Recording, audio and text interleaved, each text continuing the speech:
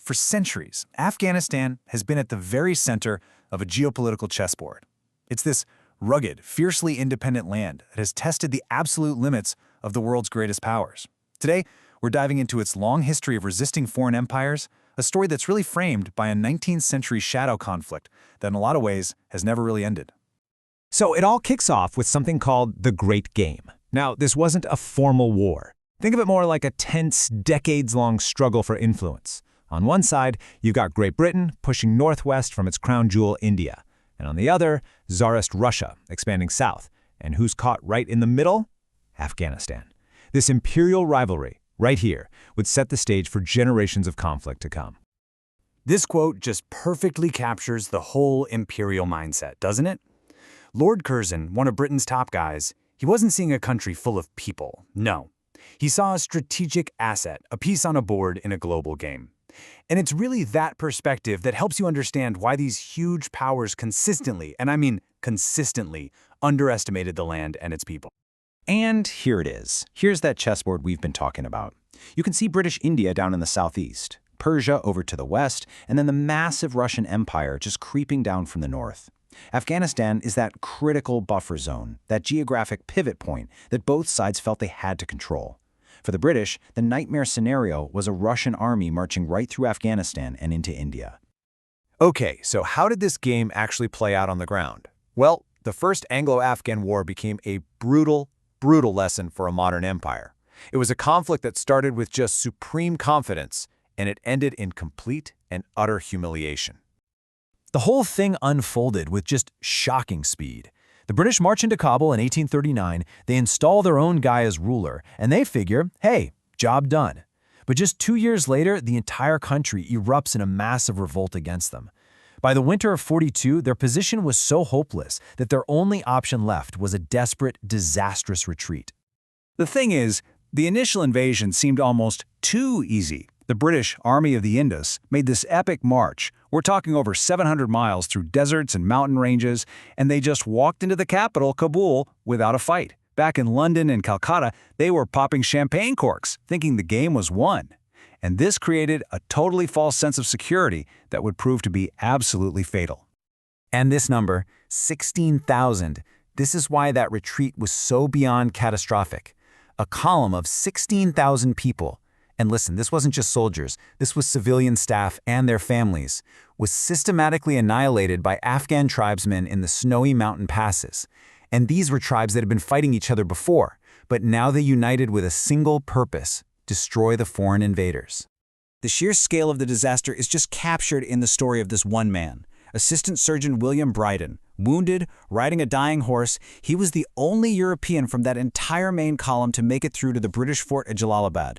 His arrival was immortalized in a famous Victorian painting, and it became this haunting symbol of one of the worst disasters in the entire history of the British military. All right, let's jump forward now, more than a century. The players are different, but you'll see the game is strikingly similar.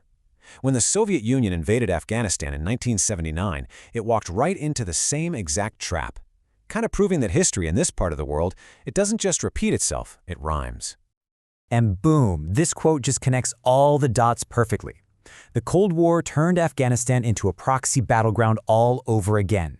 The players had changed, right? Britain and Russia were replaced by the US and the Soviet Union, but Afghanistan's role as that valuable pawn in a global struggle, it remained exactly the same.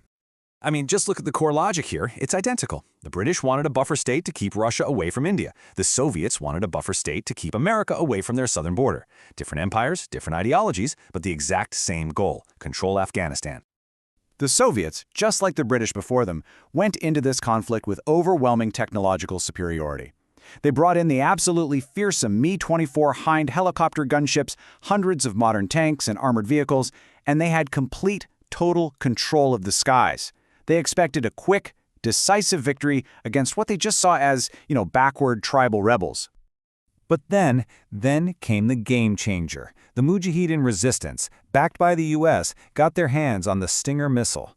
This simple shoulder-fired weapon completely leveled the playing field. Suddenly, a few fighters hidden on a mountainside could take down a multi-million-dollar Soviet gunship. It effectively neutralized the USSR's single greatest advantage, its total control of the air. So why? Why do these incredibly powerful empires consistently fail in Afghanistan? Well, the answer has less to do with military tech and a lot more to do with the fundamental social and cultural fabric of the country itself. So let's break down the reasons for this fierce and incredibly effective resistance. This quote really gets to the heart of it. Invading armies with their rigid command structures were just completely baffled by the Afghan way of war. See, a fighter wasn't a soldier in a conventional army. He was a free person. Alliances were fluid, loyalties could shift on a dime, and warriors would fight when they wanted to and go back to their farms when they felt like it. You couldn't pin them down, you couldn't force a big decisive battle. And this decentralized nature, it's baked right into the social structure. Afghan society is organized around family, clan, and tribe, not some strong central government. Each tribe values its own independence above everything else. And yeah, while they might fight fiercely among themselves, these different groups have this long history of uniting with incredible speed and effectiveness against a common foreign enemy. So this recurring pattern of invasion, resistance, and withdrawal has earned Afghanistan a pretty formidable and frankly chilling nickname. It's one that really serves as a warning to any other power with ambitions in that region.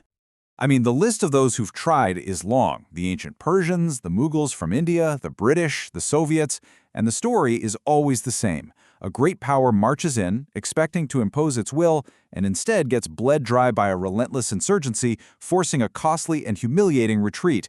This unending cycle is precisely why Afghanistan earned its nickname, the Graveyard of Empires. Which of course brings us to the final question. The Great Game never really stopped, it just changed players.